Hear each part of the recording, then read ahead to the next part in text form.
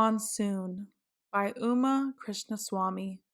Pictures by Jamel Akib.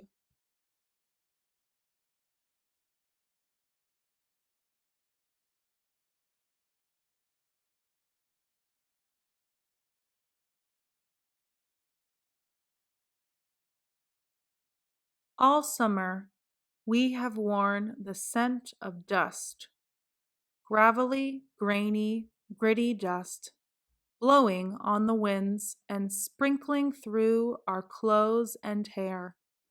At breakfast, Papa says, "When the monsoon rains arrive, they'll wash this dust away."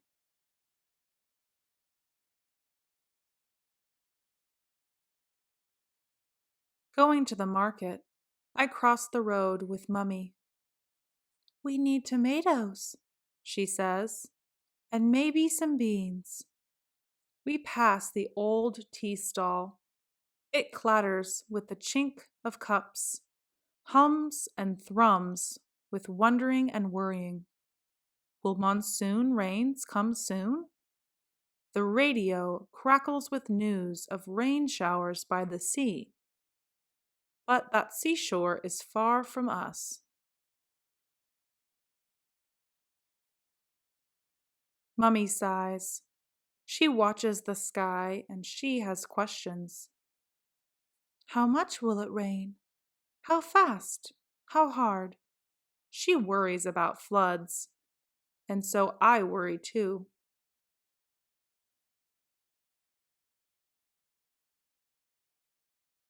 There is another question. No one dares to ask it. It hangs in my mind as the cry of the crows in the old neem tree hangs in the dust-pink air. What if they never come, those monsoon rains? Still in the afternoon, as Mummy chops and stirs, and lunch smells fill the air, my busy hands fold paper boats. I crease their crisp white sails. In my mind, I see them float in oceans of puddles. Evening falls. I watch the faces on TV. Old and young, poor and rich, all across India. We wait for rain. The heat makes me feel like a crocodile crouching snap-jawed.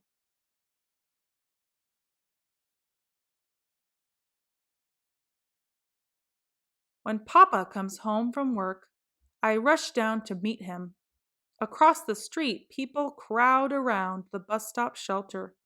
Between the screeching of brakes and the scrambling of feet, I hear excitement.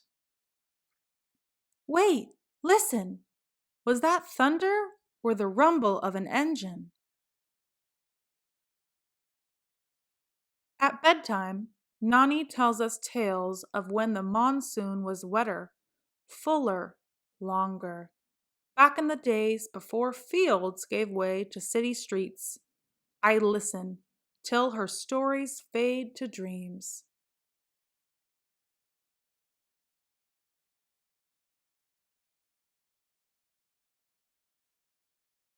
Before day breaks, I hear a koyal sing long and wild, in a voice like melting sunshine. From far away, a peacock wails. I answer him out loud and startle everyone awake. Hot Loo winds tear through the city. They rip the paper off billboards and shred the smiles of movie stars. I complain, but Papa smiles and says, "We need this hot, dry wind to ripen those sweet mangoes."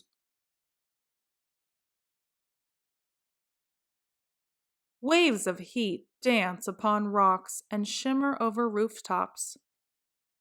But by the afternoon, long gray clouds begin to trail across the sky. Nani says, "You'll see, when those partridge feather clouds arrive, the monsoon rain will follow." "Can we go play?" I ask. She looks up at the sky. "Don't take too long."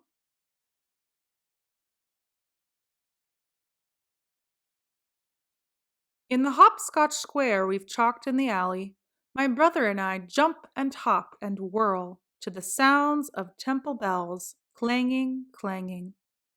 3 forward and 3 back, and no stops in between will make it rain, my brother says. That's silly, I tell him, but I try it anyway. In the street, a taxi driver honks an angry horn. But the old cow is tired and will not move. Wheels inch around her. We laugh. The driver frowns and wags his head at us and tears off in a cloud of dust. As we head home, the sky is filled with full, fat clouds. The wispy feather trails are gone. From far away, thunder pounds a giant heartbeat. We know it won't be long.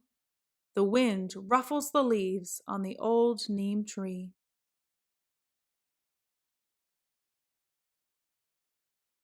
The newspaper man swishes plastic bags over the day's headlines.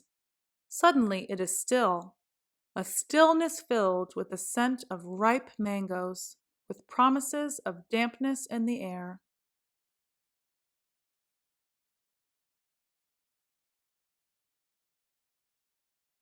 Then, oh, the rain! The perfect rain! The stretching, sweeping sheet of rain storms down. Umbrellas turn into walking forests. I sigh, and my sigh rises up to the sky. The raindrops make me laugh out loud, thudding on earth and rooftops and on my skin.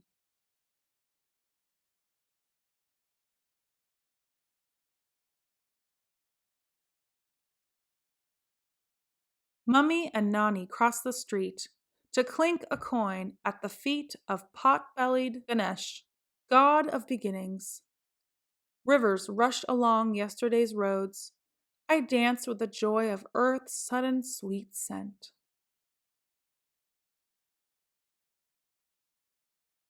The end. Thank you for watching. Enjoyed this read aloud book? Click like and subscribe to the reading booth.